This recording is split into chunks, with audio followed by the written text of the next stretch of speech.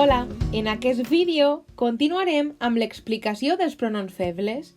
En el vídeo anterior ja vam veure la substitució del complement directe i del complement indirecte. A continuació explicarem la resta de funcions. L'atribut. Recordem que l'atribut apareix amb els verbs ser, estar, semblar o parèixer. Per tant, si té un verb copulatiu, que són els que hem dit anteriorment, es farà la substitució pel pronom feble o. Exemples.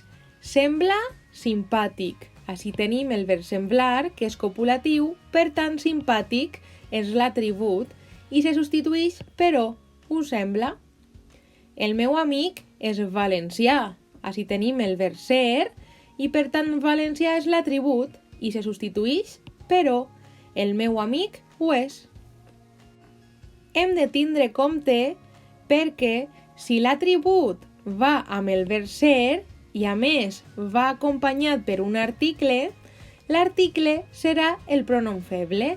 Per exemple, tenim Joan és el millor mecànic. Així tenim el verb ser i el millor mecànic, que és l'atribut, comença per article. Per tant, l'article serà el pronom feble. Joan l'és.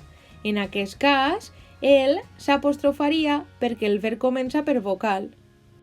Complement de règim verbal. Els complements de règim verbal sempre apareixen acompanyats d'una preposició. Per tant, si tenim la preposició de o sobre, utilitzarem el pronom feble en, i si tenim una altra preposició, utilitzarem el pronom feble i. Exemples. Parlàveu dels exàmens? Parlar sempre porta la preposició de. Per tant, el complement de règim verbal és dels exàmens. Com comença per la preposició de, utilitzarem el pronom feble en. Sí, en parlàvem. Un altre exemple seria jugava a futbol. Jugar porta la preposició a. Per tant, a futbol és el complement de règim verbal. Com comença per una preposició diferent de o sobre, utilitzem el pronom feble i jugava. Un altre exemple tenim no renuncies al premi. Renunciar a. Així tenim altra vegada una preposició diferent de o sobre. Per tant, utilitzarem el pronom feble i. No hi renuncies. Complement circumstancial de lloc. Si tenim la preposició de, utilitzarem el pronom feble en. Si tenim altra preposició diferent de, utilitzarem i.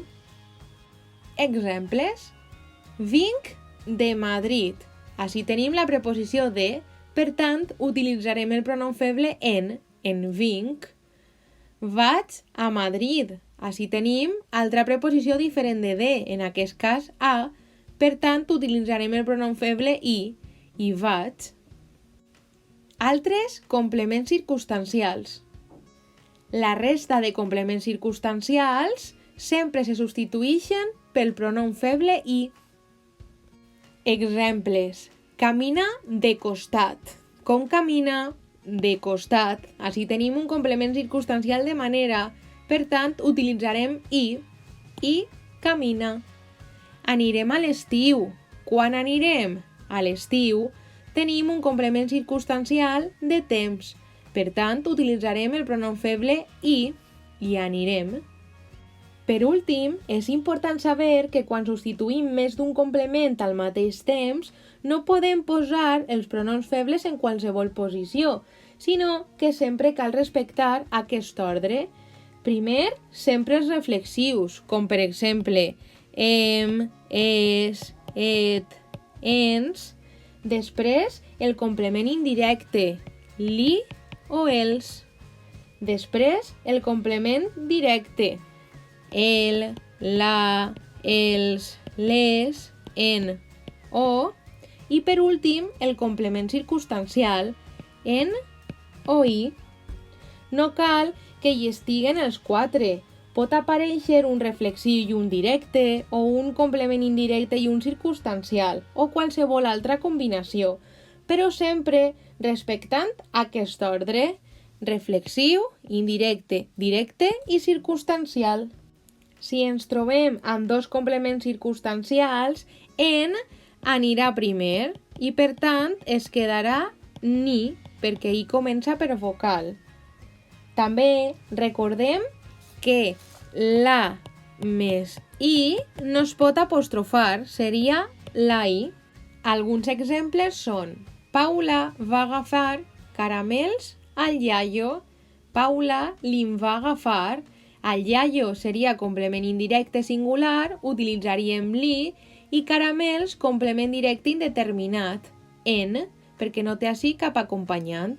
Per tant, el complement directe sempre va primer i després el directe. Per tant, la frase quedaria: Paula li'n va agafar. Un altre exemple és: Joan es pentina amb rapidesa.